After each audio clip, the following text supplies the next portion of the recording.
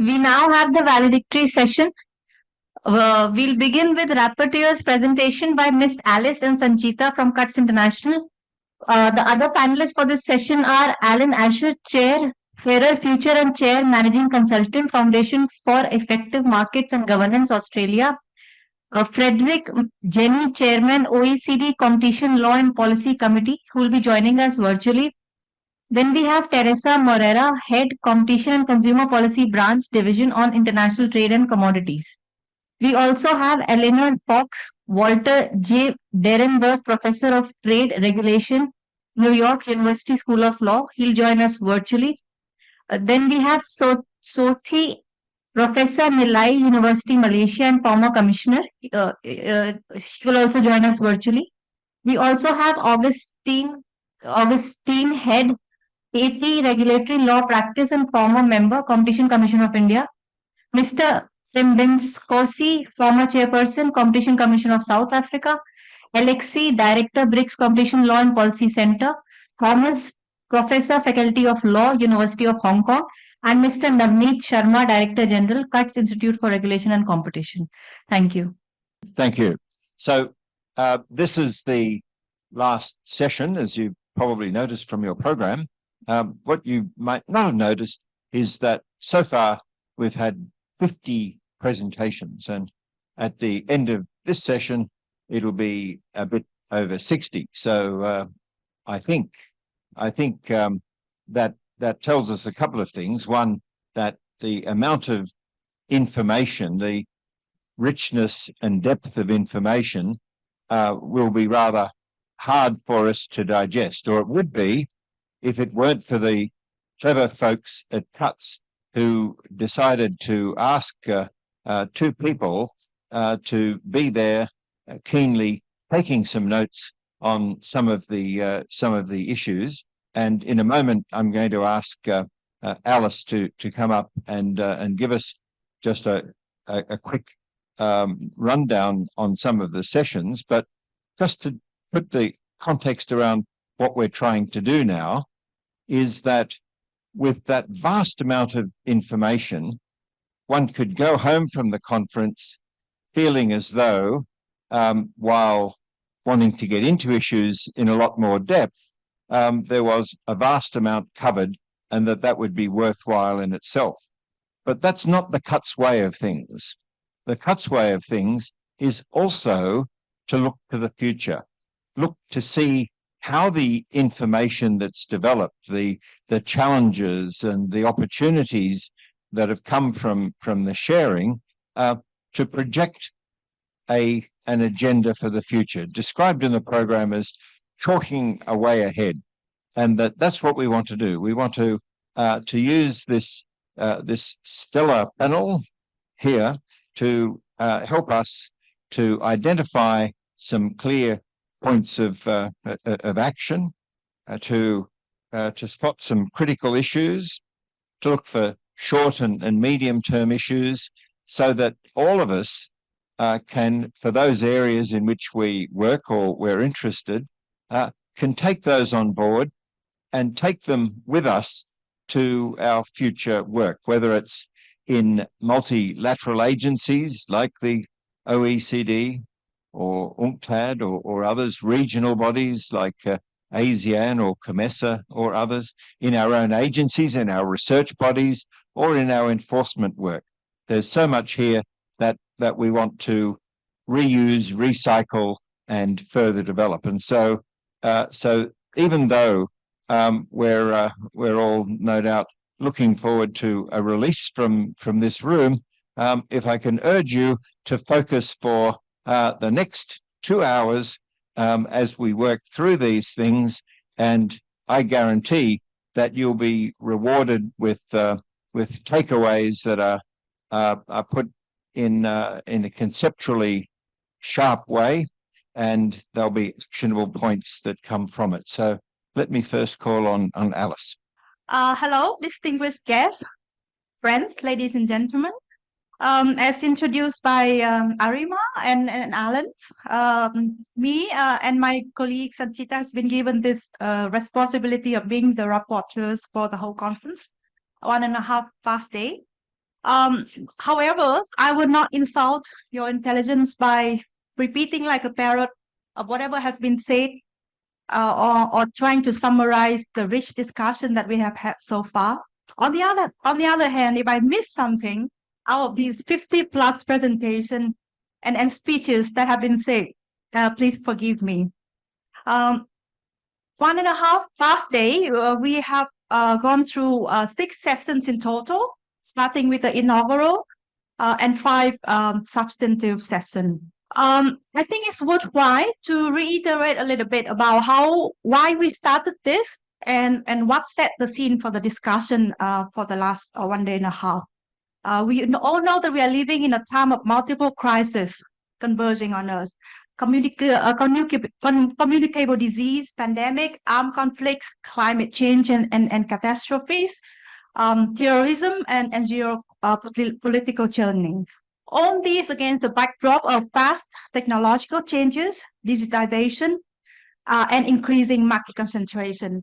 This has casted a lot of adverse impacts on society, and especially the poorer section among us, such as broken supply chain, rising inflation, loss of job, soaring food prices, shortage of food and medicines. Again, this background, we agree that there is a need to rethink competition and regulation towards more inclusivity, better equity, and incorporating a sustainability consideration. We think that this is now the time for shifting the international discourse to issues more important to and in the interest of developing countries.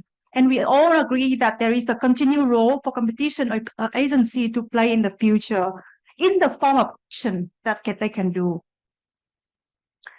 Then across the next 5 substantive sections, we deal with various issues, starting from access to healthcare, IP and competition, going toward the agricultural market and food price, then moving on to employment in the gig economy, then to the big issues of sustainability and climate change, and concluding with responsible ICT and inclusive digital economy.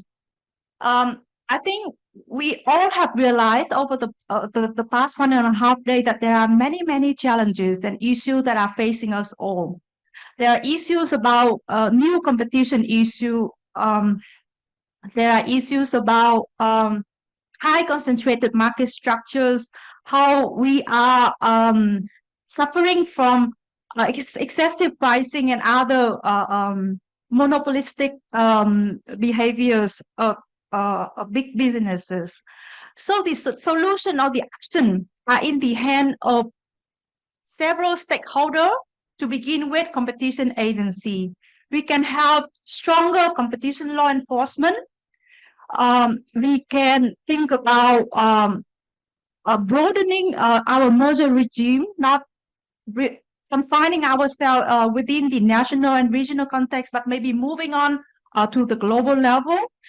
We have debated and talked about soft law approach, such as regulation, self-regulation, co-regulation, or moving towards socially responsible business.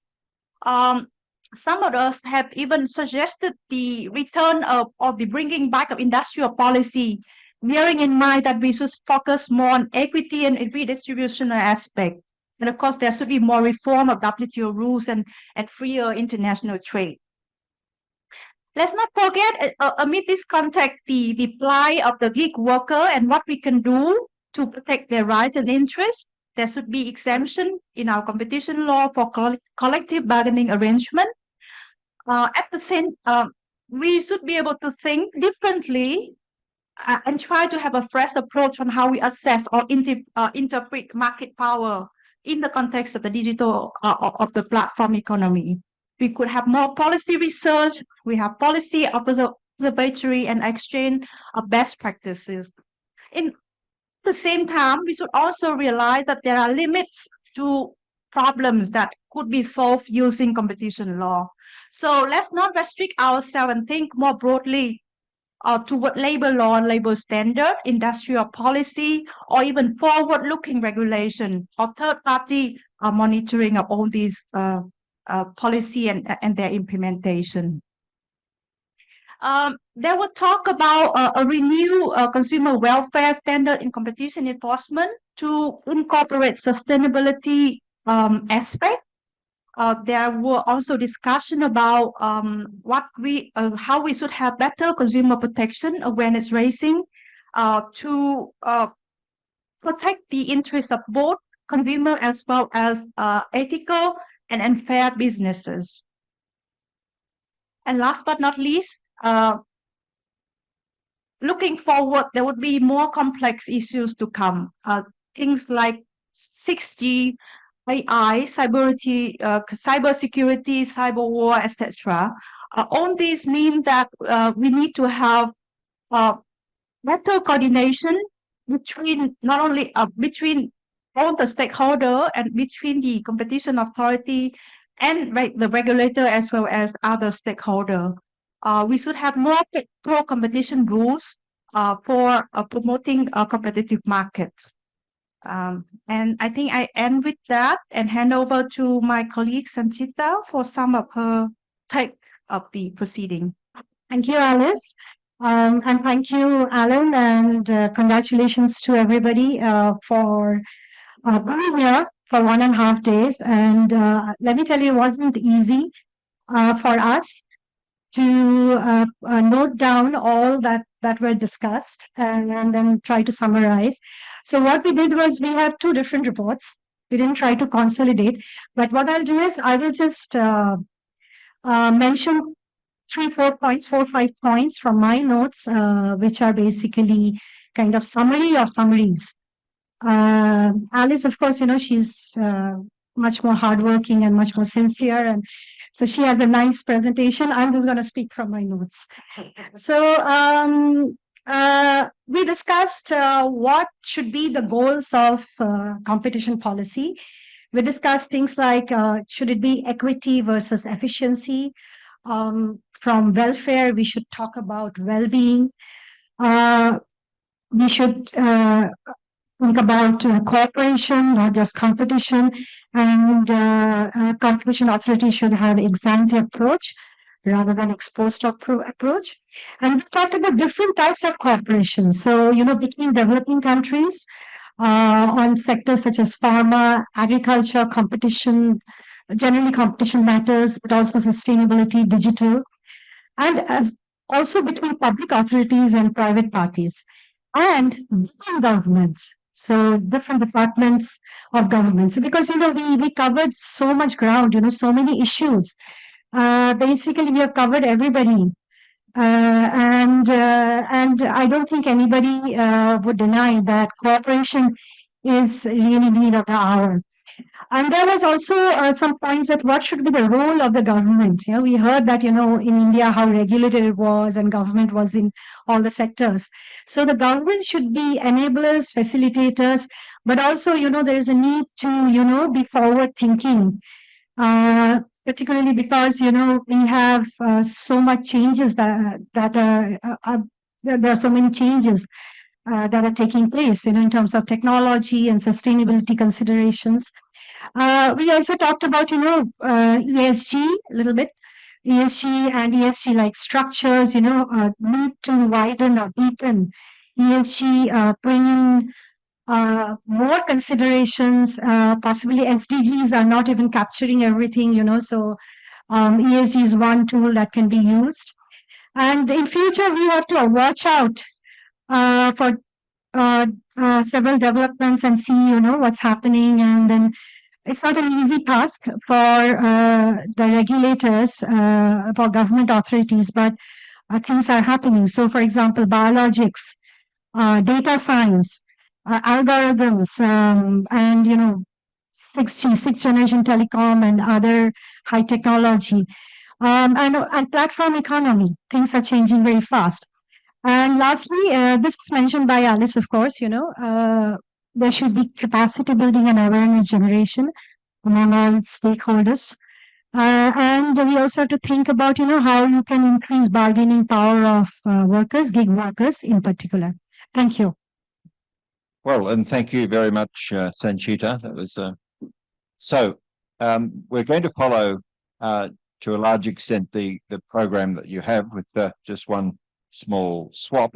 But that means that our first panelist will be Frederick Cherney. I mentioned earlier that one of the targets for action from this conference will be intergovernmental agencies like the OECD, and Fred is the chairman of the OECD Competition Law and Policy Committee, and is somebody well familiar with these issues and with CUTS as well.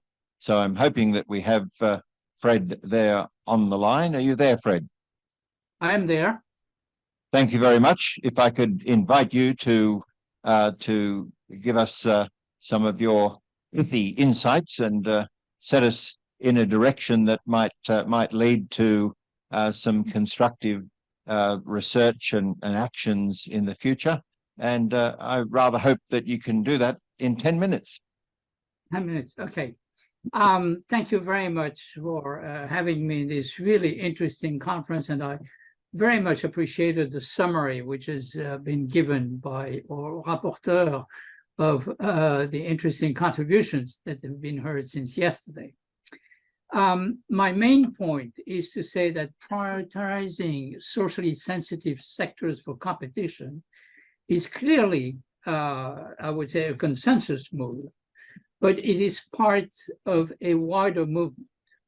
In order for this prioritization to be useful and successful, we have to change the mindset of competition economic analysis. We have to change, to a certain extent, the instruments of competition authorities. We have to change the relationship between competition authorities and other policymakers, economic policymakers, and we have to change the institutional arrangements of cooperation. So let me just go over this rapidly in the time which has been allotted to me. I share a lot of what has been said so I share a lot of the questions which have been raised during those 2 days. It reminds me of a time not very long ago when a competition authority asked itself, am I relevant? The answer was, do my decisions meet the standards of competition economics? And that was it. Okay, so the relevance was defined with respect to theoretical consideration. We've moved to a world where, because of the various crises which have been alluded to, there are 4 questions which have come to the fore. The first one is whether the goals of competition law should go a little bit beyond the consumer welfare as traditionally defined in competition economics, and be a more general goal with a wider set of stakeholders, such as labor, small and medium-sized suppliers, etc. The second questioning has been the questioning of the relevance of economic analysis. We have discovered that economic analysis could be, or at least the traditional competition analysis, could be very limited in a number of areas. First of all, it assumes labor mobility, and we know for a fact that neither geographically nor professionally there is much mobility of labor, hence the fact that international trade is not always a win-win proposition. There is no clear answer in economic or in competition economics on the question of innovation and competition. Okay, there's a variety of answers, but what we should do with those answers is not at all clear. There's not much clarity on the relationship between conglomerate power and market power either. And for a long time, conglomerate power was just ignored. Well, we know, particularly in the digital sector, that it may be a source of market power, and the relationship between conglomerate and market power has to be explored. We don't know why some firms win the competition game and others fail. And we're not all that interested. We just assume that the one that failed did not maximize profits or were unable to do it. But there is another strand of literature, which comes from business strategy, and which is the economic analysis of business strategy, that probably has a lot to offer to competition analysis. The third level of questioning is a questioning of the legitimacy of private economic power.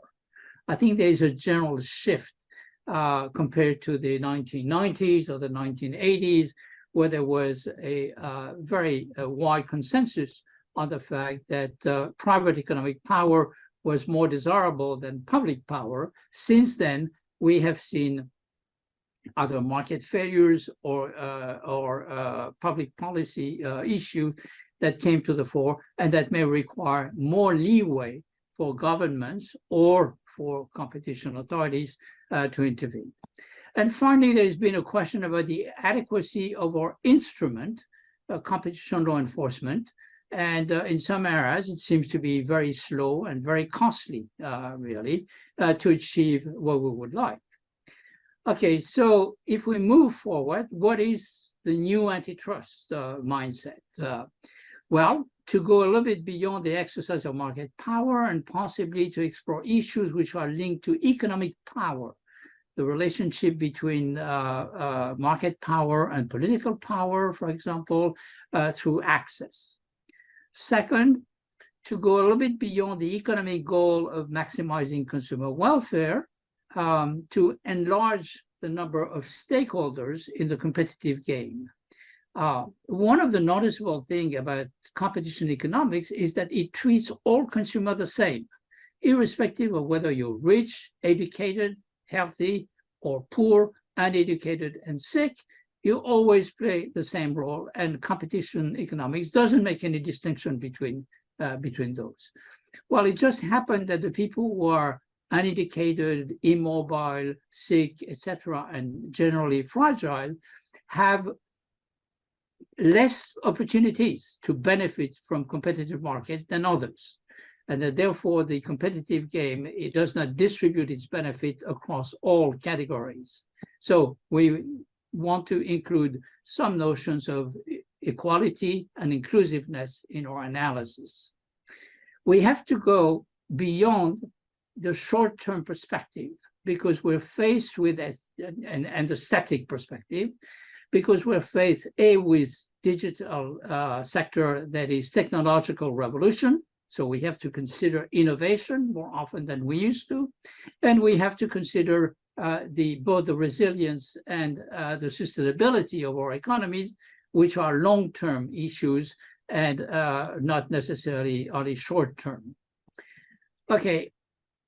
Now, finally, we have to be modest, and I think this was mentioned by Alice, in the sense that competition is clearly a necessary part of a wider set of complementary policies if we want to achieve our goals. So the relationship between competition policy and other policies has to be strengthened, and that includes, indeed, industrial policy, trade policy, anti-corruption, education, etc.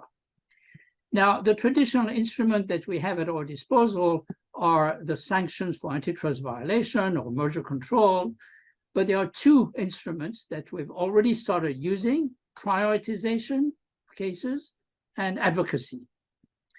Now, new instrument probably would allow us a faster intervention and a deeper intervention to prevent violations rather than to cure violations after the facts, because that cure takes a long time to come.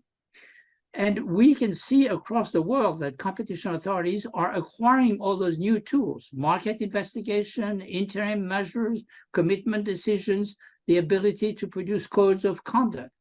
All those are more regulatory instruments that can be used by competition authorities to get better results, particularly in the new perspective which I have outlined. The final point is that we have two major issues, if not three, that require a reset of cooperation among competition authorities. One of them is climate change, which is obviously a global problem. The second one is the digital sector, which is obviously a global issue.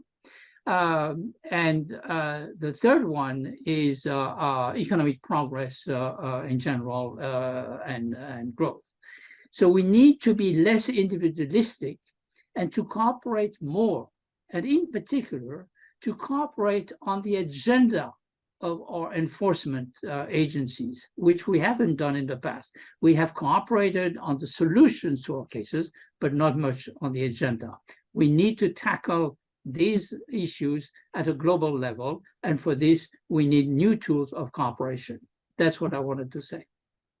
And you said it in a very, very positive and effective way, Fred. I wonder, though, if when you next sit as chair of the competition of the OECD Competition Policy Committee, you might give them a précis of what you've just said then as something to think about. I think it's at that level that we need policymakers and practitioners to start to put into effect some of these things. We'll move pretty well straight away now to a slight change from the program order, and that Thembakosi Monakeli is going to speak to us next. Thank you very much for inviting me to make some reflection in this very powerful and big panel, I should say. I think Fred has stolen words from my mouth, really. And I am tempted to just to say I agree with the OECD. It spoke like a BRICS country. No, I won't. I mean, it's true that from a developing country point of view, these issues of equity are much more pronounced. In my own country, the competition authority has to constantly search for relevance in an environment where, understandably, the objective of ending poverty, inequality, and unemployment is the #1 priority. So you can't go to government, to parliament, and to society and define yourself outside of this objective. But I think that if these areas were regarded as tensions before, there are many lessons to draw from how the global community has to respond to issues of sustainability, because sustainability issues are outside the traditional efficiency consideration of competition authorities.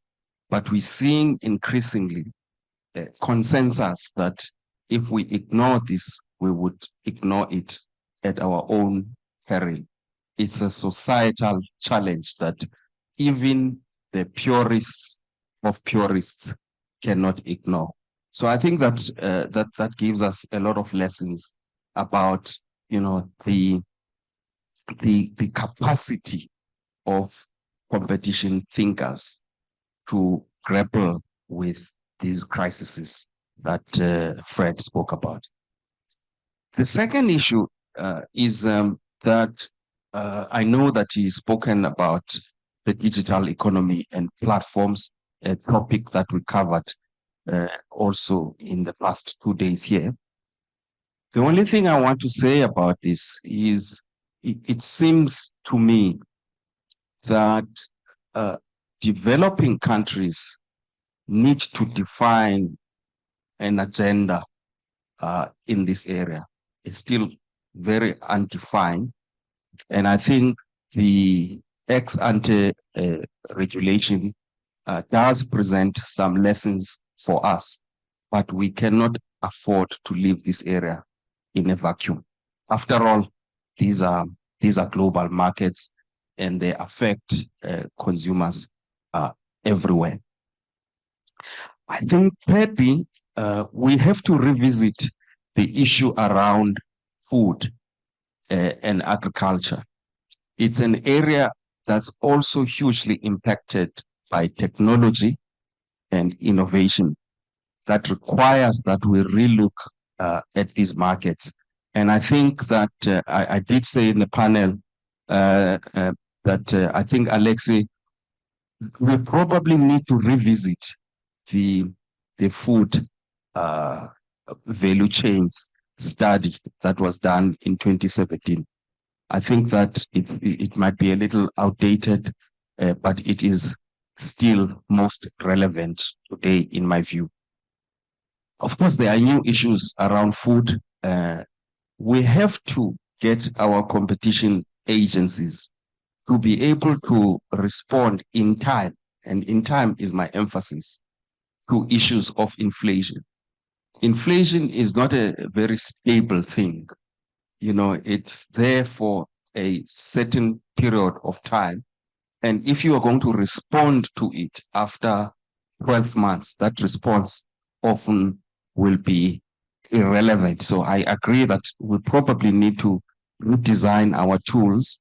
It's better for the competition agencies that have a consumer protection mandate. I think they can respond better. But the competition agencies that still use the traditional competition tools, I think need to rethink how to respond, because I think inflation is here to stay from time to time, that is. And then there's an issue of healthcare, a topic also that was covered quite a lot. The only thing I want to say about healthcare is we of course have to treat it in a special way, because traditionally healthcare access is a human rights issue. That is, the assumption is governments provide access, guarantee access of its citizens. But increasingly, healthcare is being provided by private healthcare providers. And I think Fred has already placed the issue of private power vis-a-vis public power. And I think we have to find new ways of thinking about health care. I want to say, though, in conclusion, that with all of these, we shouldn't abandon the old-fashioned competition tools. Cartels are still the enemy of consumers, the enemy of the poor. And in all of these new things we are talking about, I have a real frustration sometimes that people think that we should take our eyes off enforcement against cartels, doing a proper measure analysis, doing a proper abuse of dominance enforcement case. Those traditional tools are still very, very important and fundamental to our work. Thank you very much. And I'm sorry I'm going to dash and leave early. Well, thank you for those rather sharp comments too. I mentioned to Fred that at his next session of the OECD Competition Policy Committee that he should go over some of his remarks. And then I heard you saying that it's time for the Global South to do a bit of coordinating on what might be the content of the new competition policy. Well, it turns out that later this week, you'll have the opportunity, and as the rest of us who are staying will, to try and influence some at the BRICS meeting. And so I think I wonder if I could turn back on you, your suggestion, and see if you can plant for those officials who are already here and amongst those that we'll meet some of these ideas and get some work underway at the BRICS organization to do just the things that you spoke of. I think that would be a marvelous way of carrying the legacy of this conference forward. And that won't be the last of such suggestions, because I'll wait for Teresa to finish her comments before giving her a charge for UNCTAD as well. But while Teresa is getting ready to speak, I wonder if we could bring up her slides, please. Thank you very much. I think it may be a little bit too much for the audience to still have slides, but it was also an attempt to draw the surviving elements of this very interesting but very intense and full conference, a way to also well, get a little bit more distraction, so to speak. I will be very brief. I think it's very difficult to add anything just after hearing Fred, but of course, Tembin gave the perspective of developing countries. You all know. Next slide, please. So I will be brief, just picking up on things that I myself mentioned and others have mentioned. Frankly, I wanted to start with, again, the Agenda 2030 and 17 Sustainable Development Goals, because they were agreed by all the UN member states, and very interestingly, by regional, international organizations. I remember 5 years ago, I was in Japan for a G20 International Consumer Conference, and the Confederation of Japanese Industries had little pins with the symbol of the 17 Sustainable Development Goals. And I was very impressed and mentioned this publicly, and they were very impressed that I had mentioned it. But again, this is a collective effort. Now, it is true that they don't encompass everything. For instance, consumer protection as such, despite our attempts. At that time, UNCTAD still did not have a formal mandate, is not fully there. But next slide, please. I would like especially to mention the SDG 10, reduce inequalities, which I think is extremely relevant to the discussion. And it's really a cross-cutting issue. It was already a cross-cutting issue, but of course, I think since the pandemic and this crisis that followed, I think it's more relevant than ever. Next slide, please. I wanted to say, or to remind everybody, that the United Nations set of principles and rules on competition, which again remains the only agreed multilateral instrument despite being an ensemble of recommendations, thus encompass this development dimension. That means to say it recommended developing countries to adopt and implement competition law and policy, recognizing their legitimacy to do so according to their specific circumstances. So from my point of view, in a way, and along these lines, competition law and policy, especially for developing countries, could already encompass what we could consider strictly non-economic objectives. And again, I talk about the public interest clause of South Africa, but which of course it has a restrictive nature, etc. But there have been a lot of other legislations that have temporarily adopted exempted sectors of activity because they were strategic, because they were in the process of development, etc. That is one example. Another example I wanted to give is the one of the European legislation, because interestingly, the European Commission and its member states continue to enforce two provisions that have the same wording since the then European communities were launched.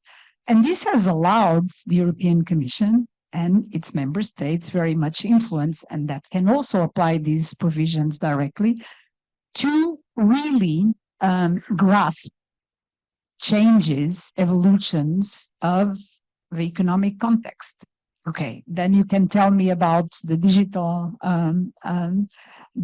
Markets Act of the European Union, which shows that not everything on Earth can actually be grasped.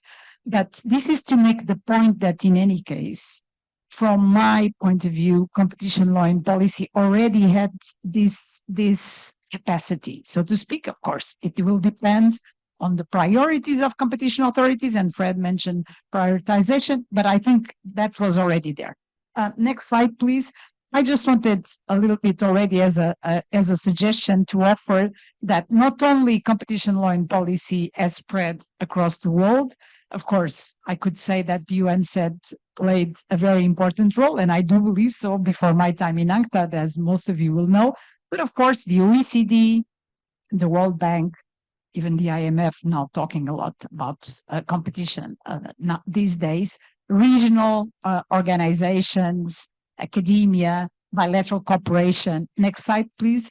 So all of these led to a situation, next slide, please, where we saw regional economic organizations. This is blocked. Thank you.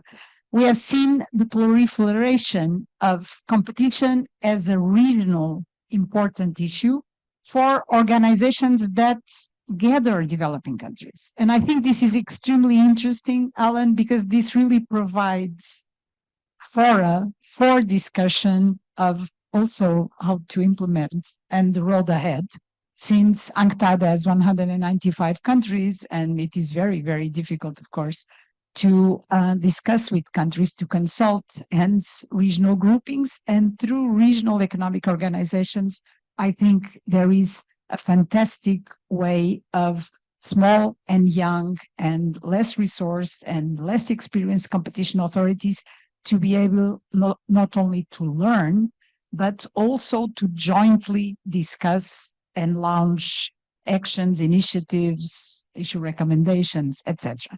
Next slide, please. This will be very quickly now. Next slide.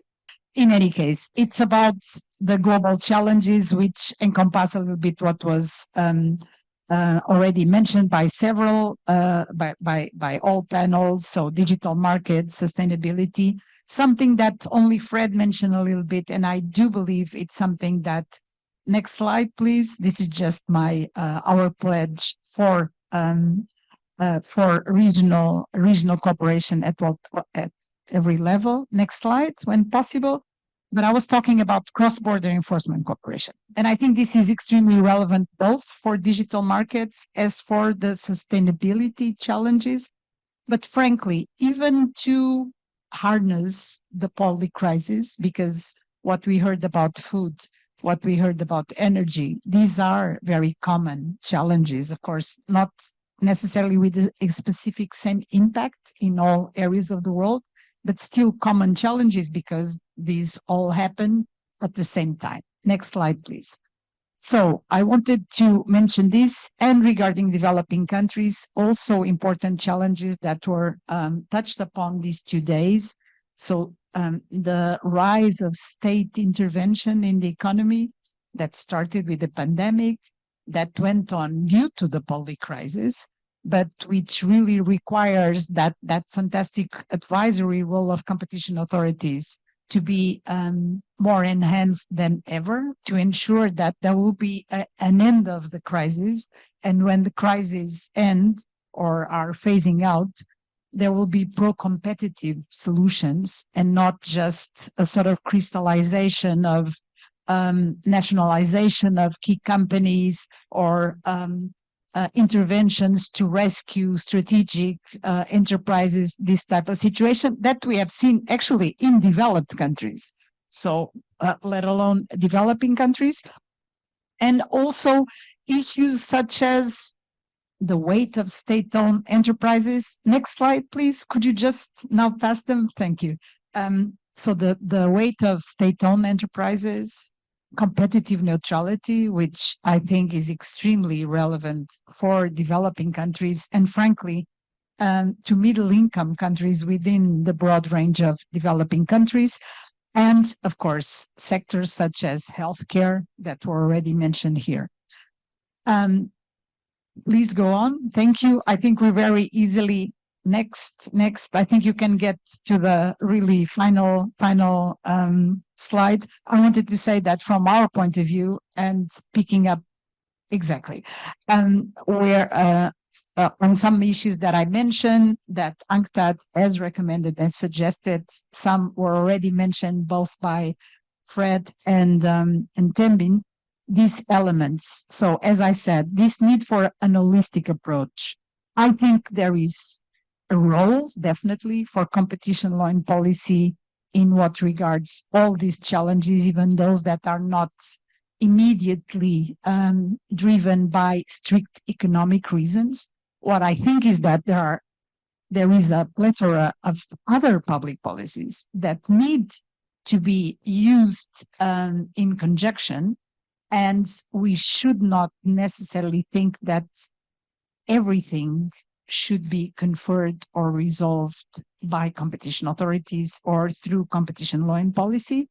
Then, of course, the multi-stakeholder approach and this idea of a participatory process, which requires contributions, but a conscious and a fluid and fruitful engagement with civil society organizations, with academia, but also with business. I do think that regulation, co-regulation is maybe not my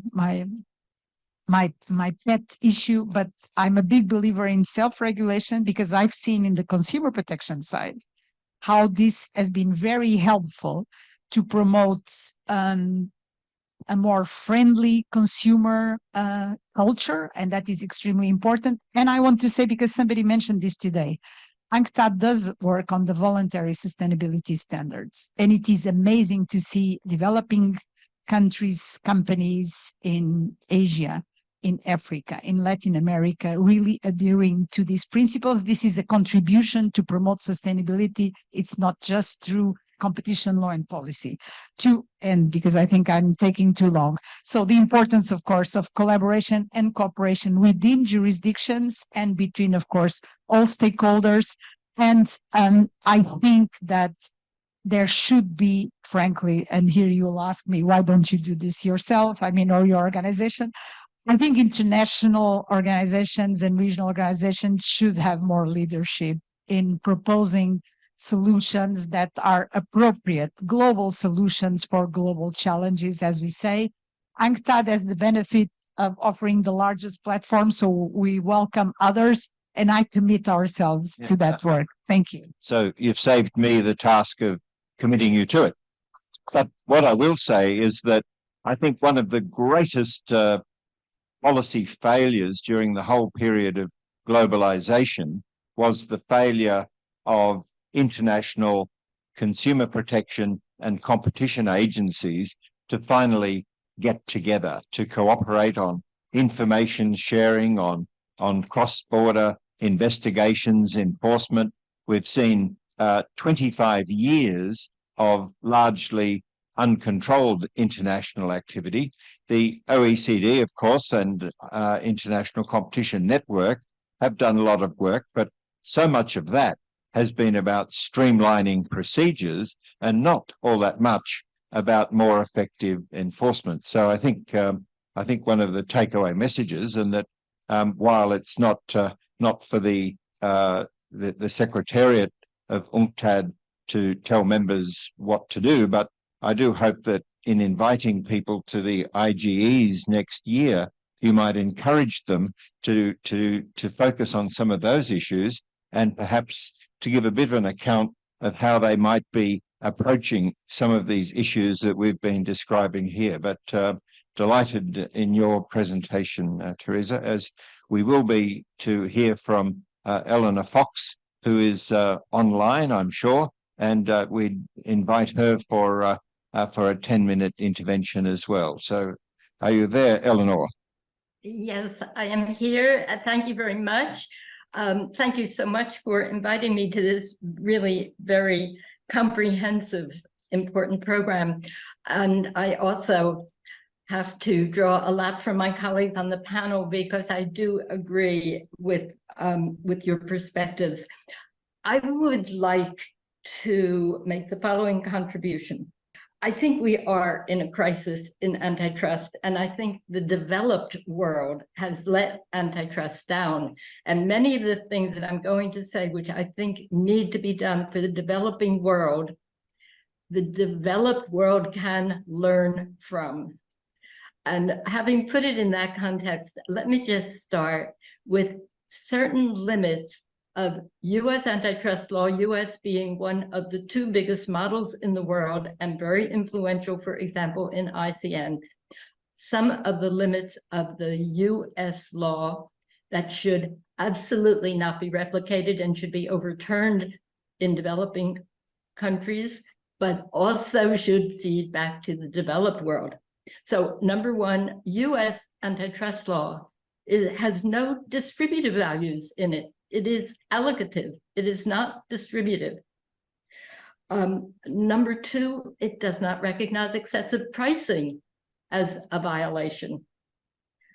And number three, it incorporates presumptions of what we can call Chicago School neoliberalism, assuming markets work well. Therefore, it does not have, and you could say rejects, an idea of inclusivity. All three of those principles must find a, sort of the opposite in developing countries, and I would hope even feedback to the developed. So let me start with an idea of the core of antitrust, and this being particularly addressed to the developing countries, but I think should apply to all. I want to say a word about the core, a word about complementaries, and a word about some conflicts. And I say this because you've just had at your conference so many different issues. It seems like so many different issues that are vital, demand attention. And one could think kind of scattershot that there's this, there's that, there's this balance, this trade-off. And I want to say that most of those issues and problems, or at least a huge part of them, come within what should be the core foundation of thinking about competition law, not a balancing problem. And that includes inclusivity of those without power and those who have been left out. Competition law should have that as a core foundational value, so that it should always be looking at access and possibilities for entry, and not be satisfied with the idea, oh, there are 5, 6 companies in the market, that's fine for competition. Thinking about poverty, that's a huge point on core. Antitrust should be able at the core to think about what is needed for food for the hungry, to prevent people from starving. And here, as Tembi said, don't forget hardcore cartels against the most vulnerable are probably the most common cartels and the most pervasive cartels, and could help the poorest live and have food on the table. And also, for farmers, for example, be part of the profession of the picture. Also at the core is labor markets. Workers, small suppliers should not be exploited in ways that are against antitrust laws, and there are a lot of ways. They are part of the market chain, the suppliers, the buyers. This, incidentally, is recognized even in developed countries today, and many people put it into what they call consumer welfare, although I think that term is much too narrow. But it is, to the extent it is a market problem, it is part of the core of what antitrust does and should do. For example, antitrust should be preventing employers from agreeing not to pay more to their employees. Being conscious of the poor and pro-poor population and the left-out population belongs in the core vision of antitrust. Also being conscious, I want to say a word about inequalities. There's a sense in which the inequality problem comes directly into the core. We know that as industries get more concentrated, as firms get more power, the markets themselves are going to distribute the lion's share of everything to the rich and to the elite. And antitrust has a huge role, a central role to play in limiting market power and abuse of market power. So I propose that the core be, and also working towards green markets that will work effectively. So the core I'm talking about is actually not saying we care about equity, not efficiency. It is saying efficiency is a word that has been monopolized by the developed countries to mean something very specific that does not include inclusivity. the developing countries should be looking at equity issues in terms of what makes their markets more efficient for their people, for their left out people, especially for solving the hunger and food problem. And it is a symbiosis between equity and efficiency rather than a bargaining, a trading off. When you're outside of the core, there are various complementary issues, and some of them are not in conflict. And you've all mentioned this. I mean, for example, some of the sustainability problems are complementary to the core of what antitrust does and can work side by side without any trade-off. The fact that jurisdictions are now considering 5 minutes, I think, and I have a few more. Think of Bayer Monsanto, for example, a mega merger, lots of anti-competitive problems, lots of environmental problems. The environmental problems should be raised side by side the competition problems. In my view, if developing countries were at that world table from day one with developed, that merger would have been stopped, mostly for competition reasons, also for environmental reasons. Then there is the trade-off area, and I just suggest that one should be careful about this, that one shouldn't slip easily into saying, we have a sustainability problem here, let's bypass antitrust, because most collaborations that include being good for the environment are not anti-competitive and would not be prohibited. And if one does the proper competition law analysis, there's then a much smaller area in which you might want to make an exception. If you really trust the firms that are collaborating, which is a big question, to do what is good for the economy, this is basically an issue for regulation and other people to make the decision. So I've mentioned core and complementary and trade-offs. I want to say a word about institutionalism. I agree with a lot that Frederick has just said, but he's also said elsewhere about answering the question, are our institutions fit for dealing with the problems before us, and particularly the huge problems before developing countries that need to be solved now and not 10 years from now? And an answer is they're not totally fit. And one reason is the complexity of economics that we've allowed to creep into the law, which lengthens the cases and helps lengthen them for 10 years till they get decided. It's very important to have much simpler economics, more generalizations of economics, and we may need to go to more ex-ante regulation or simpler rules, or the problems do not get solved, and they do not get solved in time. In addition, and I draw from Frederick a lot also, but others of you mentioned, like Teresa has mentioned, better cooperation cross-border, better regional. These are big challenges, but the close neighbor cooperation is more doable, practical, and foreseeable in the very short term. And the cooperation cross-border should include competition and trading competition problems that prevent the good flow. So in closing, I would say there is a huge challenge, and one challenge is getting a common voice.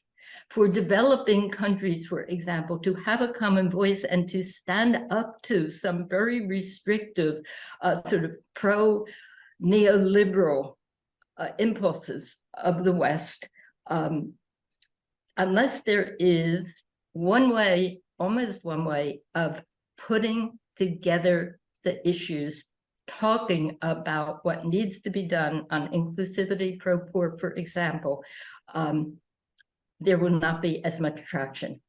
So this is one thing I do propose, getting together a common voice. Thank you. Well, thank you. And I think, Eleanor, there is a role for you in that process as well.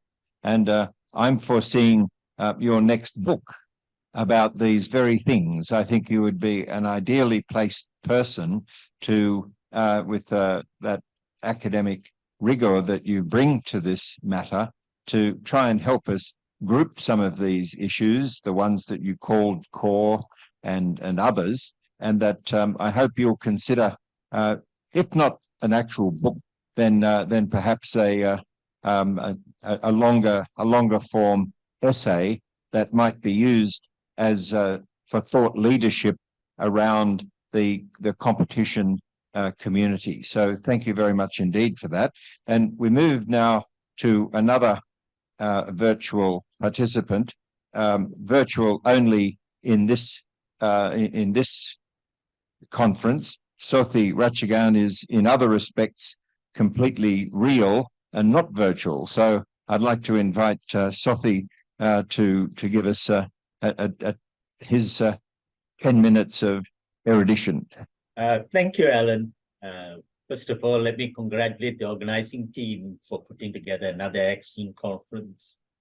And of course, thanking them also for inviting me to be part of the valedictory session. The problem I have, of course, is that to do a valedictory session without having attended the whole of the conference poses problems. But I do have a particular issue that I would like to focus on, and I hope I do not repeat some of the things that were said during each of the sessions. Let me begin also by congratulating Pradeep and CUTS for their advocacy work. They bring the reality of the lives of the disadvantaged to global context, and I say thank you. Whenever a consumer welfare issue bothers me, I send a WhatsApp message to Pradeep, which he graciously acknowledges. And I'm often delighted to see it subsequently reflected in some of the work of CUTS. My latest message to Pradeep was on healthcare and the biased media attacks on producers of generic medicines. Now, given the very limited time, I shall confine my comments to the issue of access to vaccines and the need for civil society to refocus on equitable access to healthcare. We have just come out, or are still in the midst of a pandemic. 770 million cases, 7 million deaths, many unemployed, lost their incomes. The pharma companies have made extreme profits. Pfizer, BioNTech, Moderna, Sinovac made something like USD $90 billion in profits for 2021 and 2022. During the pandemic, governments funded billions of dollars to support vaccine research and development.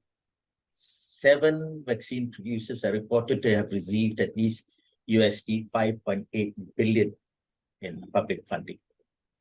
And the agreements, it is claimed, do not require a return of the funds, not even when large profits are made. In addition, the pharmaceutical companies received funding to the tune of USD 86.5 billion by way of advanced purchase agreements for development and production. In the scramble to secure the vaccines, developed countries made a grab. Duke University's Global Health Innovation Center data indicates that Canada, for instance, purchased 10 doses for each of its citizens, the most for any country on a per-person basis. So the high prices and the grab of available vaccine doses led to what Jayashankar Subramaniam told the UN General Assembly. It led to a system of vaccine apartheid. And this is backed up by data that is presented in Our World in Data. As of yesterday, 70.5% of the world's population had received at least 1 dose of a vaccine, but in low-income countries, only 32.6% had received 1 dose. Now, ladies and gentlemen, vaccine suppliers imposed non-disclosure clauses, which permitted local corporations to also be involved in price gouging. In Malaysia, Pharma Niaga, a privatized government entity, is alleged to have even charged higher prices to 6 state governments than it did to the federal government. Differential pricing determined by only the corporations and without transparency is a recipe for corruption at several levels. There must be a transparent, equitable formula for differential pricing. if it is to serve the objective of ensuring supply to the most vulnerable. Vaccines, of course, lead to side effects, especially so experimental vaccines. With COVID-19 vaccines, long-term debilitation and even death occurred. These were often glibly attributed to pre-existing conditions. The corporations had imposed a no liability clause, which some governments even expressed in their own laws.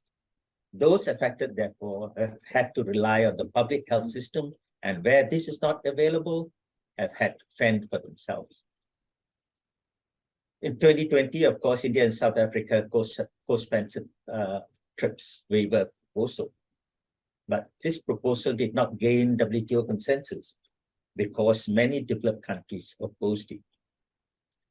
The Global Trade and Innovation Policy Alliance even issued a joint declaration characterizing the proposal to override intellectual property rights as divisive. They repeated the industry mantra of the importance of IP rights for sustainable vaccine manufacture. The WTO did adopt a ministerial decision in June 2022, but it merely permitted developing country members to export vaccines they manufactured to other developing countries. The waiver also only covered vaccine technology and not therapeutics and tests. This waiver was very little and very late. Now to the urgent point. There is an intergovernmental negotiating body for a WHO instrument on pandemic prevention, preparedness, and response. The negotiations are at an advanced stage, and the plan is to be able to submit the final outcome to the 77th World Health Assembly in May 2024. In parallel to this process, negotiations are also ongoing to amend the international health regulations as last revised in 2005. The regulations is currently the only binding instrument on pandemic preparedness and response.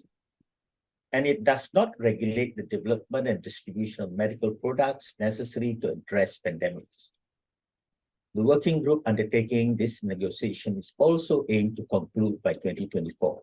So that's the urgency. The job is being done. It will be completed. We'll have to worry about whether there is any possibility of influencing that at this stage. The vaccine discussions and the amendments to international health regulations must guarantee and facilitate rapid and unimpeded access to all vulnerable groups. For this, there needs to be binding rules that institutionalize solidarity and equity. During the pandemic, the vulnerable, be it the aged, the poor, or displaced communities were neglected, both in developed and less developed countries. Equitable intra-state distribution of health resources is the state responsibility, and this must be reflected in the outcomes of the WHO deliberations. There also needs to be a redress mechanism for people who suffer severe adverse effects. This cannot be funded by low-income countries. A vaccine supplier-funded no-fault compensation scheme needs to be established to enable that those who suffer side effects are supported. The international negotiating body began with a promising zero draft. That draft, though, has been whittled down during the successive rounds of discussions. A few of the provisions drafted as shall will provide concrete mandates. Most of them just aim to promote, encourage, incentivize, urge, make all possible efforts, endeavor to consider implementing. Overall, the new draft resembles more a declaration, a statement of intention and loose commitments, rather than a legally binding instrument. In fact, the European Union appears to have begun preparations for the next pandemic on the basis that the current situation will not change.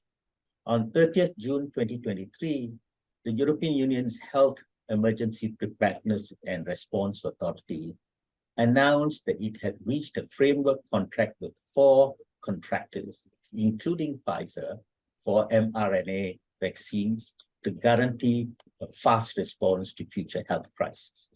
So do you have any suggestions that Yes, I relate do. to the Yes, I WTO ministerial next year? Yeah. Yes. My point is that the COVID-19 pandemic, of course, has revealed in rapid motion what healthcare delivery always is. Healthcare inflation is significantly higher, general inflation certainly. Then public sector funding of R&D is not reflected in the price of medications, etc. So the general point is, with healthcare choices, we determine who lives and who will die. There was a time when civil society involvement and dialogue on healthcare was significant, but this appears to have been supplanted by interest groups with industry support. It is necessary for civil society to reassert its influence. Consumer welfare requires a strong civil society participation in the dialogue for fair, equitable healthcare. I hope that CUTS should provide the leadership to establish a network of civil society groups to undertake this task. Thank you, Alan. Thank you. And just as you've been sending WhatsApp messages to Pradeep, I think you should keep an eye on your device, because you might find Pradeep sending you a WhatsApp message seeking some support in developing some of your arguments, both for the World Health Assembly and for the WTO ministerial next year. These are organizations that play an important role in this, and that it's been the subject of a lot of our conversation here today. Moving right along then to Augustin Peter, and it's a delight, Augustin, to have you here with your experience from the Competition Commission and now in your regulatory law practice. Augustin. Thank you very much. I'll be going just straight to the points which you had indicated. First of all, prioritizing the sensitive sectors. We have discussed substantively during the last 2 days regarding SDGs, sustainability, in particular SDGs. I find that we have to prioritize first the countries or regions, and second, the SDGs in particular. Because we have seen UN Secretary General yesterday, he was quoted that we are far behind, especially the marginalized countries, LDCs, and small economies. So we have to prioritize. So I prioritize as poverty elimination, primary or quality education, primary health, and maybe I think I don't know what is the exact the rural road, especially the transportation. These are the areas. For example, the East Asian Miracle. You must have all read that book by World Bank, 1997, I think, when the East Asian Miracle happened. That time. So there they have highlighted how primary education can alone trigger the whole development process in a community, in a country. This has been vindicated by further number of studies, especially education of girl child.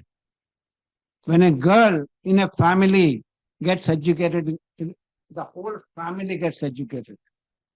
As a mother, she will be able to just nurture the entire family. So girls' education, primary education in particular. Second, primary health. Primary health is extremely important. That transforms the society. Third, as we were telling, is about sanitary water, drinking water facilities. So I think now coming to the priority countries, marginalized countries, small economies, LDCs, and low-income economies with limited capabilities. India is a low income country, but with capabilities which may not be requiring attention, prioritization like that. Now we have a concept how to address what is the issue, why things are not moving. There have been estimates that per year, $1.44 trillion are required if we have to meet the SDG targets in the case of developing countries as a whole. In the case of the prioritized countries, which I am telling, they require $500 billion if you want to reach the target. So Indonesian presidency, I along with Arun Nair, we presented a paper as part of T20, that is Think Tank 20. That is about blended finance. We argued that blended finance is important, but complementary resources are equally important, more important. Finance is important, but other complementary. So we argued that blended finance, why finance itself is not forthcoming, because finance at a cost, market prices may be coming, but to SDGs it will not come because of the risk factor. So how to make it risk-free? So we envisaged a system whereby there should be a blended resources rather than blended finance. Finance can be brought in by way of, there are certain types of finance which is just free. That is by finance by philanthropies, for example. Finance by international agencies which are giving ODA or government support. All these brought together. Second, other complementary resources. So I am not going to go into very much into the details of that, but bring them together as a blended resource, make it available to these countries. There should be a system. We also argued that there should be a multilateral fora platform, maybe under World Bank, but at a lower cost. So it's and we say the system. This I would suggest that because it was appreciated, but it was not followed up. So that was now coming to, I think, the second issue related to competition and sustainability. It's an important issue which has been discussed. So here I should congratulate CUTS for bringing policy, bringing this concept of efficiency versus equity. Here, is there any meeting point? There is certainly. Because I immediately was thinking in terms of, give to Caesar what is Caesar's and to God what is God's. Is that type of dichotomy existing here? No. There is possibility for bringing these two together. Here we have to also distinguish between policy and law. Policy is very easy. It is all comprehensive. When it comes to law, yes, law is based on efficiency. So that's the point which everybody has been mentioned. But at the same time, because I was a project appraiser, hardly anybody may be knowing that the Delhi Metro project was appraised by me when I was in planning commission. Then when the financial appraisal was made, which is equivalent to the efficiency angle, we found that it was hundreds and hundreds into negative return. When we added economic efficiency criteria, economic return,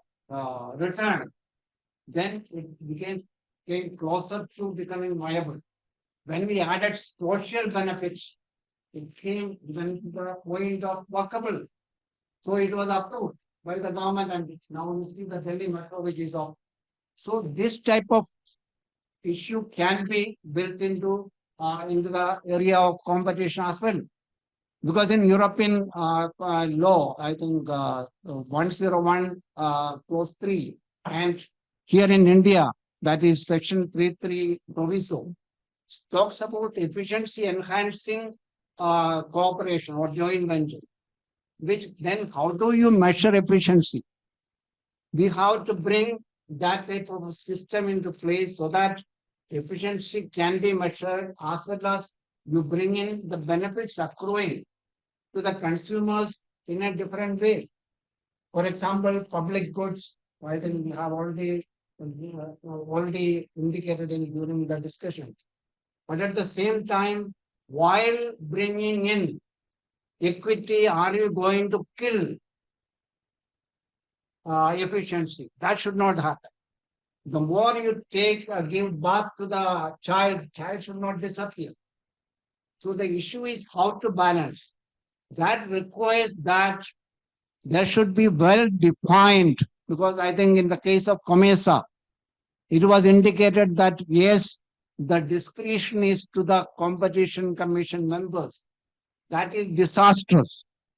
It has to be well defined how the equity aspect is to be building. Otherwise, we will see the natural death of competition law based on efficiency. Do you have some action points for us? Is it the time? It is. Okay. So I think I stop here. Then Thank you. This is my action. Well, and they've been great, action points, as is that one. So I'd like to invite Alexei Ivanov now to speak, and as with Teresa, you may well anticipate my suggestion to you at the end, so you might wish to incorporate that.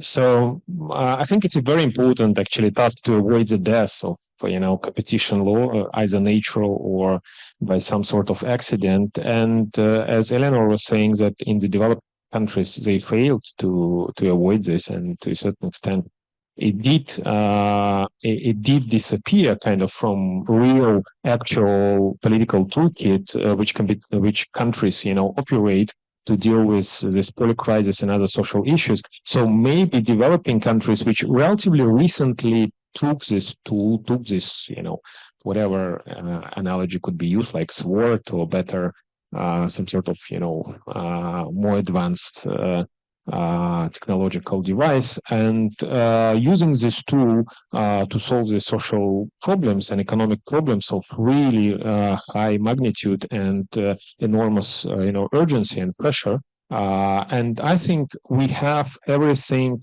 at the moment to adjust antitrust for the current economic and social environment. And I think we have enough in terms of resources, we have enough in terms of political will, we have enough in terms of expertise. Maybe what we're missing and lacking is some sort of, kick-starting, process or, energy, which would convert all this potential energy we have into dynamic into the process. And what we observe here is how this, crystallization happening, and maybe we are actually observing this moment which will change the mindset. I couldn't agree more with Frederick that mindset of antitrust, not only lawyers and economists, but also antitrust, let's say, advocates within political class. I mean, those people who support and promote competition law tools should be changed. So antitrust should become more relevant to dealing with the current issues, and that's a very huge thing. I think it could be a game changer in certain instances, considering that we do have a methodology of SGDs. I mean, as Yelena was saying today at the afternoon session, SGDs principles, SGDs are based on certain, system approach, and this system approach could be developed and more by 2030, when we have to, change SGDs with something else. So maybe this methodology could be slowly but steadily incorporated by antitrust principles, but antitrust presumptions, but antitrust practice enforcement. And definitely we need to get together to deal with these global issues. That's very clear. But I think one of the barrier to get together, and one of the barrier to actually establish this new methodology and new life, to give new life to antitrust, is actually kind of a fear of failure. People are scared to make to be experimentalists, to make some moves and steps which could not lead to immediate, success and and result. And this is like a fear of experimentation. That's something we have to address, with something we have to deal with. So I think we have to bring more experimentalist type of, thinking and mentality into our actual life, and work of people doing antitrust in different capacities and on different platforms. But actually, this experimentalist spirit, I think it was kind of fading away during, this period of Washington Consensus, and in a way, like people were, relatively relaxed, thinking that everything is clear, we have just applied certain rules. And that's how we ended up with this type of failure, or as Augustine said, like a natural death of antitrust as we knew it. But I do think that experimentalist spirit can come back. I think it can come back. It is coming back. And because it's always with us. I mean, we just need to release it and to let it go. And one of the things through which this experimentalist, spirit can come through is like diversity. When we really embrace diversity, not in a manner like multiculturalist approach was built in the West, which really also failed to a large extent. But diversity in its, complexity, and with all this, really different forms of existence of life. As we have a good bunch of Italians in the room, actually, best represented developed country at this conference. And I remember one very famous Florentine guy, Dante Alighieri, was saying, I didn't read in Italian, but I read English translation. There was one line there that God delights in diversity. That was mentioned there. I don't remember which part. I think it was in the paradise part. Yeah. So, but I'm sure God does delight in diversity, and I think this diversity, you have to embrace it more. Like to be a little bit less rigid, allow ourselves to fail sometimes, to do mistakes, but move further and understand, that others people can think differently, act differently, and that's okay. That's very good, actually. So through this experimental spirit, diversity, we can build better antitrust. Like, new things coming out of cows. Cows produce, nature and the order. So we need a little bit of cows now. We have plenty of it in other places, but let's have it a little bit of antitrust then. And then out of these cows, we can create a new order, which would be more successful, I hope. New life to be born. Thank you very much. And it follows that your forum is one that can play an important part in some of these things, to share some of these ideas, to evaluate them in a critical way, and look at ones that are worth taking forward. And I hope that we can link up with you again, finding ways of supporting that. And I think that there's much that can be achieved in that way. So let's move now to Thomas Cheng. Good evening, everyone. I think we're getting very close to the end of the conference, so I will keep my comments short.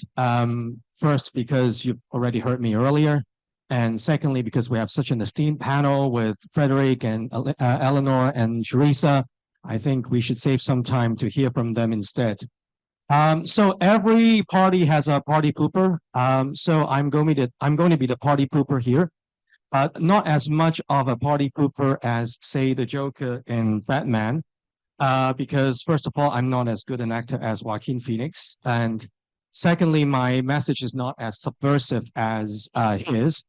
But what I would like to, we have spent the last day and a half talking about a variety of things, access to medicine, access to food, sustainability, and digital economy. And clearly, the drive is towards expanding the mandate of competition law, extending the purview of competition law. And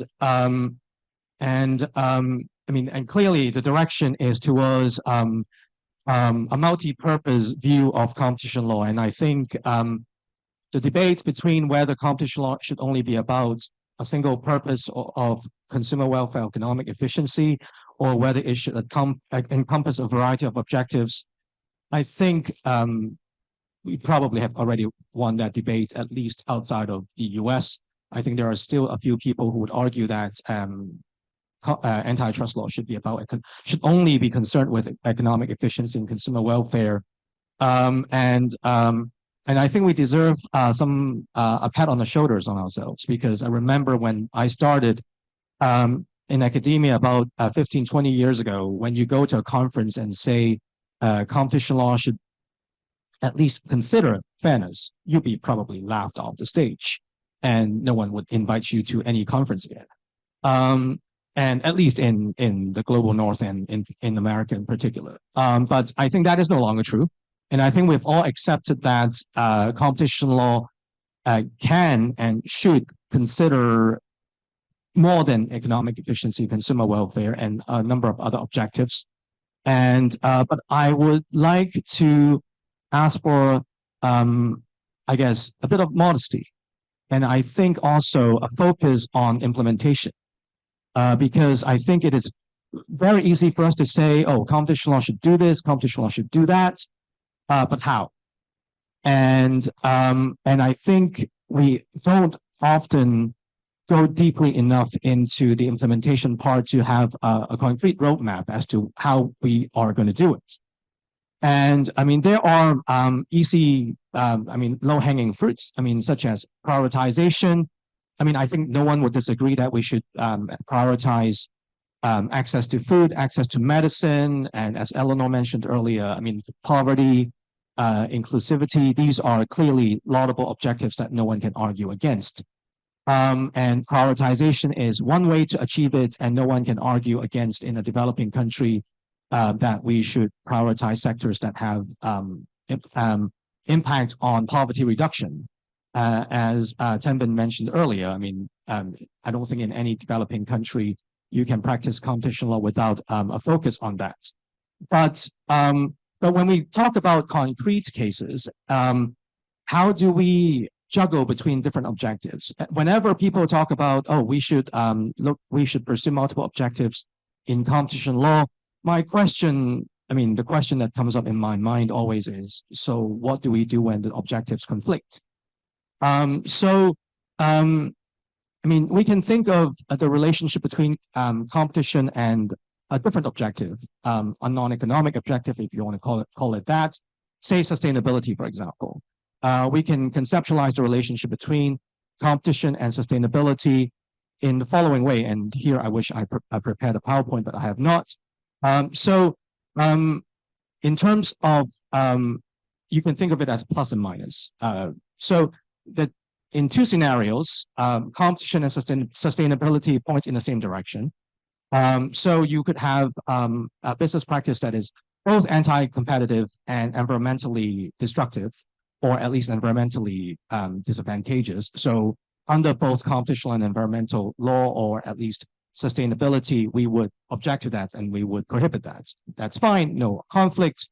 And there would be there could be also a business practice where both point in a positive direction. It is both pro-competitive and environmentally advantageous. So no conflict there. But the difficult cases are when the two do conflict. So what do we do? One situation is where it is environmentally negative, but pro-competitive, or at least competitively neutral. And in this case, I would argue that it is not really the role of competition law it is not really up to competition law to prohibit that practice, because it is really an environmental law issue. If the practice is pro-competitive or competitively neutral but environmentally harmful, we should leave it to environmental regulation to take care of that.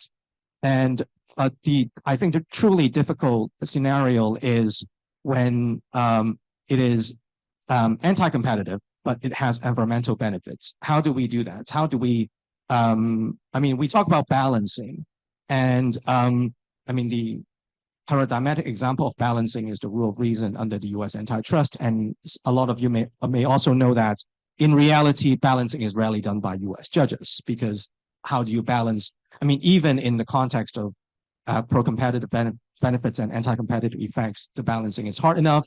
Balancing between competition, a competitive harm and environmental benefits, it would be very difficult for judges in advanced jurisdictions, even more difficult for developing country authority. And so I think the question we need to ask ourselves in this particular situation, and I would suggest this is probably the most difficult scenario that we have to think about. And this is not just limited to sustainability. It also can apply to whatever objective we would like to pursue. What do we do? And I actually have an idea in mind, and I wrote about that in my book, but I think I don't want to pretend that I have the final answer to that, but I just want to raise the question for us to think about, and maybe we can discuss that afterwards. Thank you. Well, thank you. And it's an intriguing point you make, but as people said earlier today, hardly a new one. This issue of balancing is something that's as old as some of our statutes, and that it occurs to me that many of us have worked in agencies that have both a consumer protection mandate as well as a competition mandate, and those who've grown up in that environment really don't see the problems that many others do. We're just so used to understanding competition as being a device for gaining increases in output and in efficiency and reductions of cost and an increase in diversity. But we've always known that that's only half, and not even the most significant half of the transaction. The other half is to ensure that those gains of all of those things are passed on to users, and not just users is the new paradigm, to other stakeholders. We need to consider the antecedents and consequences and things. And so in statutes similar to the one that I've grown up with from 1974, there were always some of these balancing provisions that have been used and tested in the courts over and over. I'm not wanting to minimize the problem that you raise, and that you're not such a party pooper as you think, but we are well reminded that when you start mixing objectives, you start to threaten achieving them, and I think that is a real challenge for academics and thought leaders. Now there's somebody who is going to be the recipient of not just the 50 presentations up till we started this session, but the 9 or 10 that have happened now too, and that's Navneet Sharma, and we're now going to hear from him, and I hope he's going to tell us just what he's going to do with all of this input, by when and how. Well, I think that's of course the toughest, because not because I have to provide a recap or respond to so many action points. I'm very happy to state that we are going to be a team which will actually execute it. So Alan, you would agree that execution is going to be perhaps the toughest. But it's our pleasant duty to undertake, to commit, to promise that we have meticulously, diligently taken note of all the action points. And don't worry, I am not going to bother you with an extensive summary all over. That has been already provided. And we have had great action points in this session. Very briefly, very crisply, I want to tell you that and through my brief remarks, I am also proposing a vote of thanks. So that's my pleasant duty in this conference. This is a very nice culmination of about 9 to 10 months process since we started planning. And initial months of planning, conceptualizing, and last 4 or 5 months of active execution. So I must say this has been an excellent process of bringing one more exciting set of issues this year. And I keep wondering why we do it once in 2 years. I think it's quite a lot. It's already quite a lot. And we have a lot of action points for next 2 years. And also on that note, I must mention that we recently had a very exciting G20 conference. And there we had a very good statement, including some text on competition markets, digital markets, and so on, DPIs, and so on and so forth. From here, we go, the G20 train goes to Brazil and thereafter to South Africa. And right after this conference, next 3 days, we have BRICS conference. So therefore, I think there is an excellent momentum for next 2 years to really continue working. So that's something which should excite you, which should gladden your mind. Having said this, I must one more time touch upon that through these biennials, we have raised fundamental questions, forthcoming questions, futuristic questions about markets, competition, regulation, and development. On the objectives, Thomas, we've always thought, traditionally, it has been 16 years more actually, we have always thought that competition cannot be a narrow instrument. It's for the simple, commonsensical logic, since markets are at the bottom of all public policy, all economic functioning, how can competition be a side hero in this film? It is the hero. I mean, it's now for the governments to see how much space they want to really allocate to. So therefore, we have always thought it is very critical. In terms of the, of course, I am not, Mr. Augustine Peter has already prioritized. I need not repeat that. But overall, we see 2 themes here which emerge in our service to prioritize socially sensitive sectors. One theme is the tussle between state and markets. Last evening, Nagesh Kumar was referring to this. Sorry, not Nagesh Kumar. Rajat Kathuria mentioned, he referred to an Economist article on this in the current edition. And we see that states have last 3 years, 4 years particularly, not just COVID, but otherwise also through their industrial policy, they have demonstrated a tendency to expand. Now, how much to expand is again a design question. And we will continue to work with each one of you through our research, through our events, and we'll try to bring in some discipline that should market failure be the prima donna, the principal principle to inform the government decision. And here, if you allow me, I would like to mention very briefly the example of UPI in India, the digital payments. I mean, government has just extended its effort only to meet the limited market failure. Not really, it has refrained from being a player there. It has only created a nice little NPCI, National Payments Council of India, which is facilitating the limited market failure of connecting the dots. So therefore, that has allowed a lot of new market to develop, and everybody is able to equally participate in that. So having said this, I think we will continue to work on this theme of state versus market so that ultimately the socially sensitive sectors can be prioritized. So that's one thing I want to mention in summary. I also want to mention one more point, and which is in one line, I want to summarize the wisdom I have received this evening, that competition is a child which demands a village to be raised.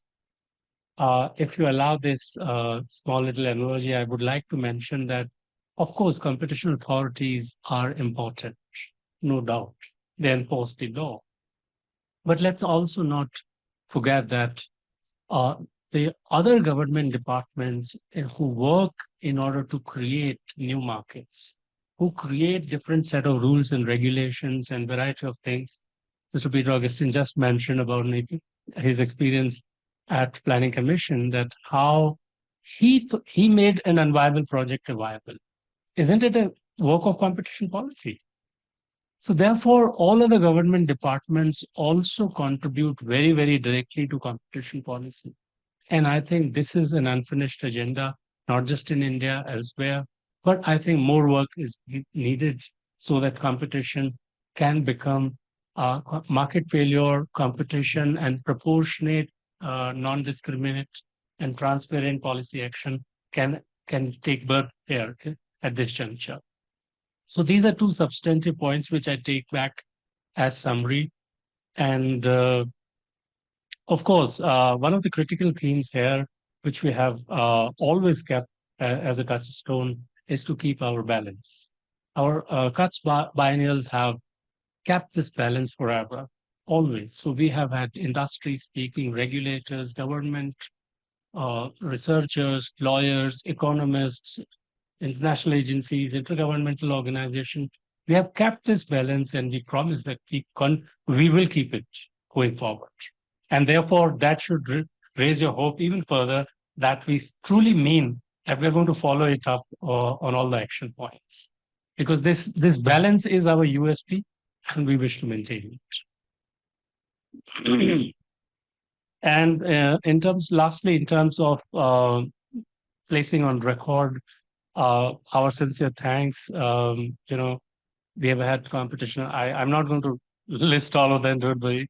So we have had competition authority officials from Asia, from Africa, from Latin America, everywhere, all over the world. We're extremely rich diversity. Thank you to each one of them.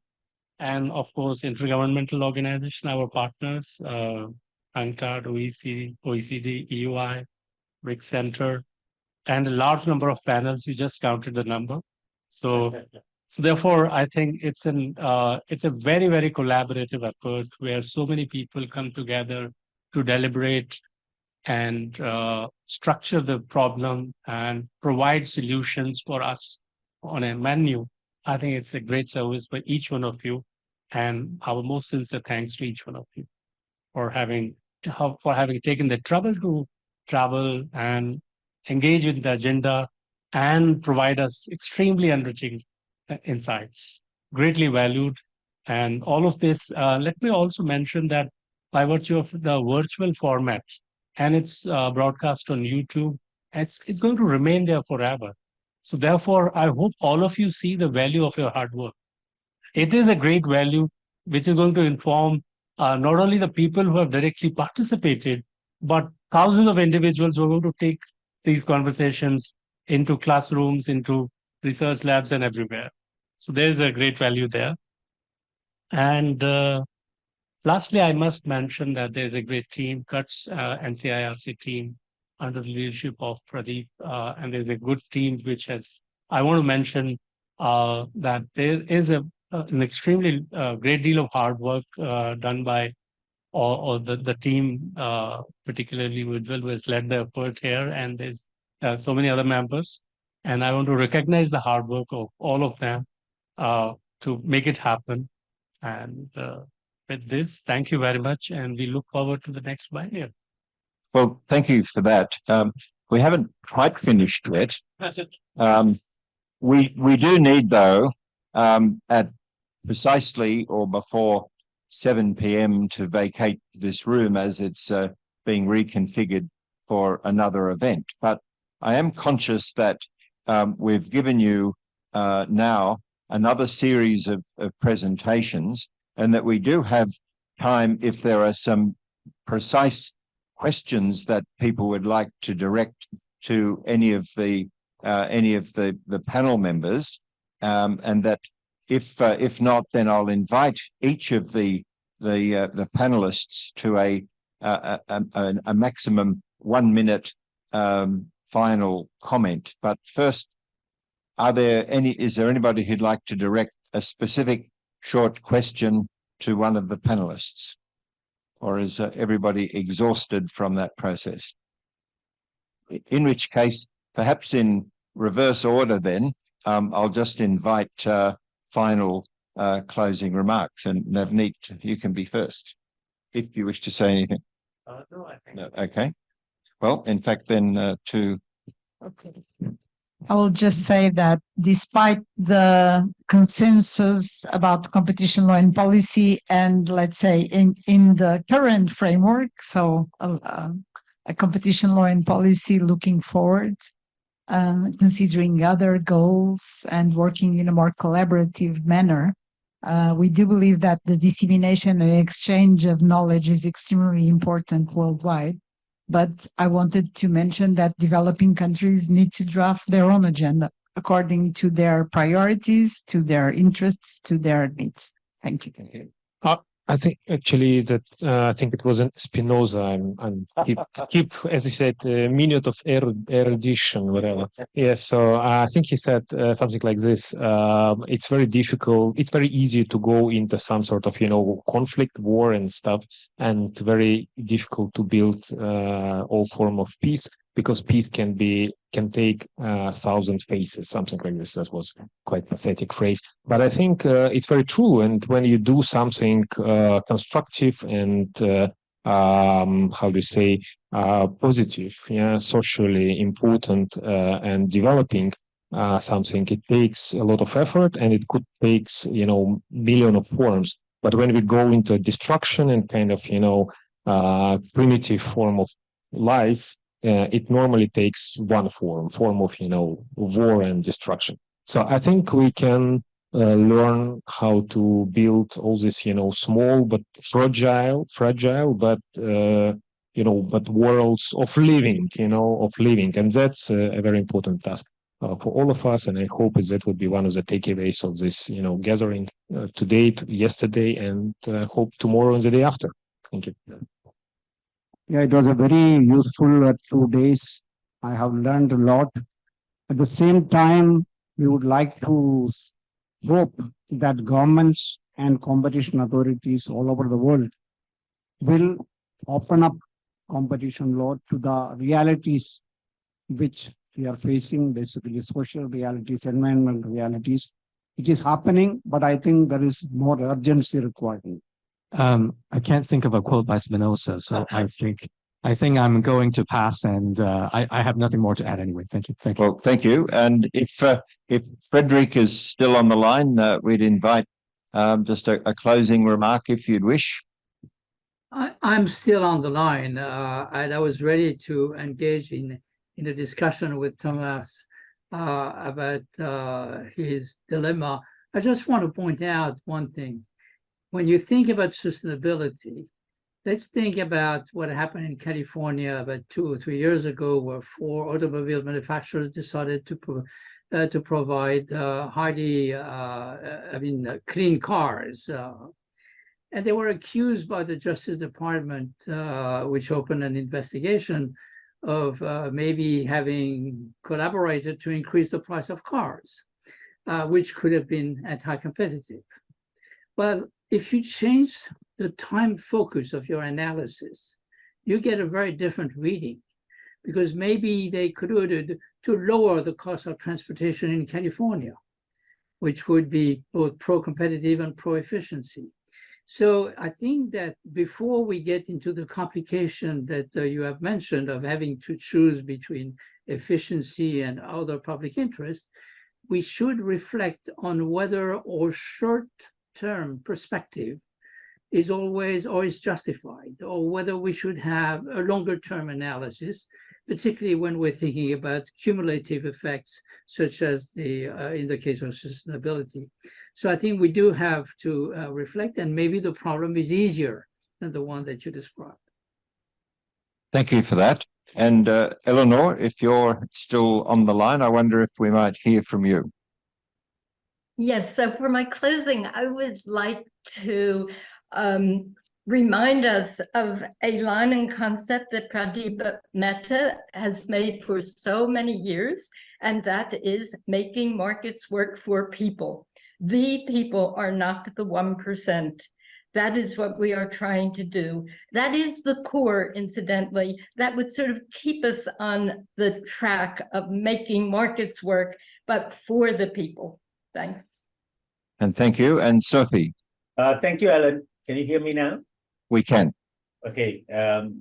Yeah, my immediate concern was, of course, what's happening at the WHO and the WTO. And I look forward to hearing from you what can be done immediately to influence that process. Thank you. And thank you. So it's not just me, it's to everybody here.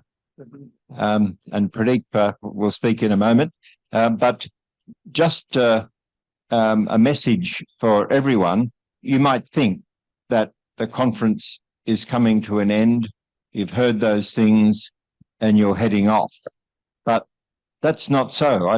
I'd much prefer that you not think that it's over, but that instead you realize that it's all just beginning. But there's a new paradigm, and that I think everybody here takes with them a solemn charge to be active in thinking through these issues.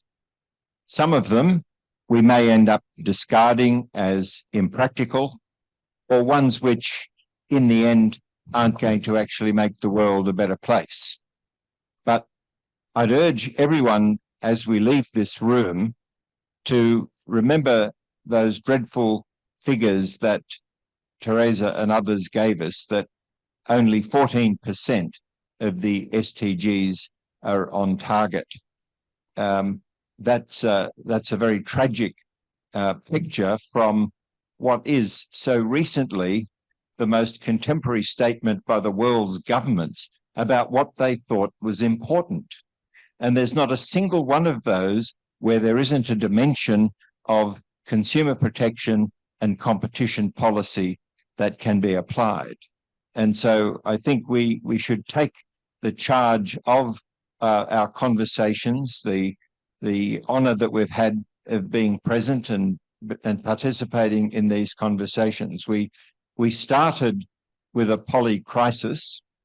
We proceeded through poly presentations, and then we ended up with poly suggestions and even some poly solutions.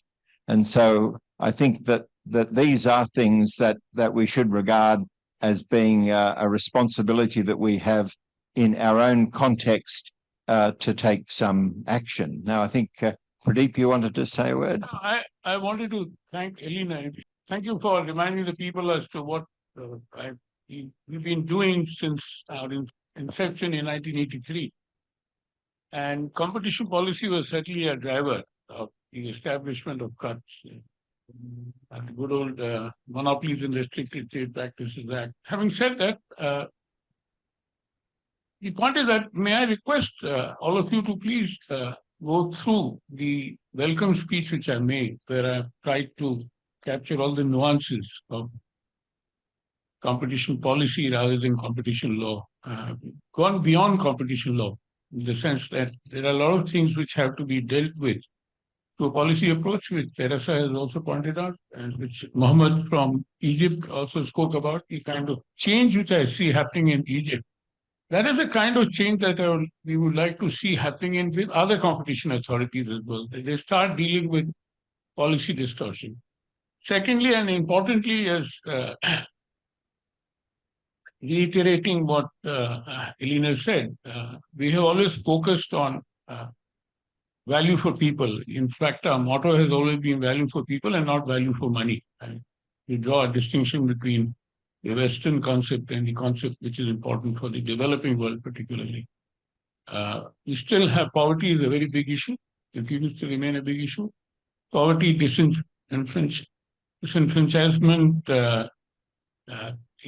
exclusivity, etc. These are still a lot of these kind of issues which I don't know whether markets can offer the best solutions, but certainly in the overall, we talk about promotion of economic democracy, which is again a very important input for political democracy.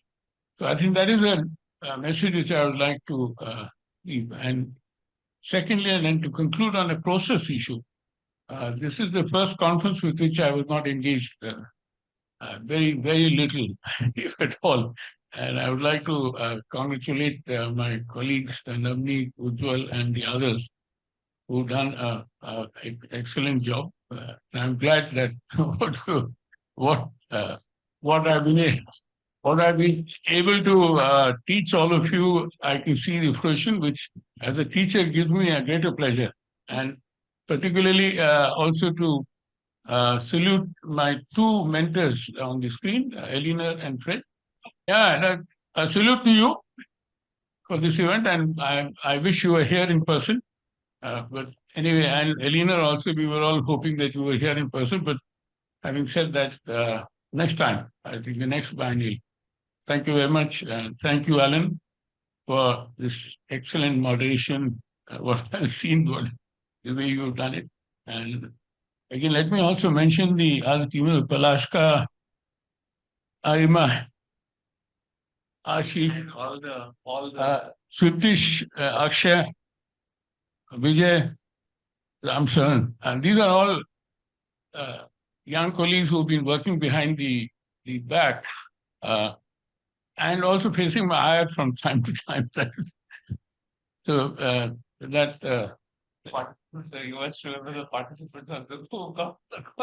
participants have already been thanked.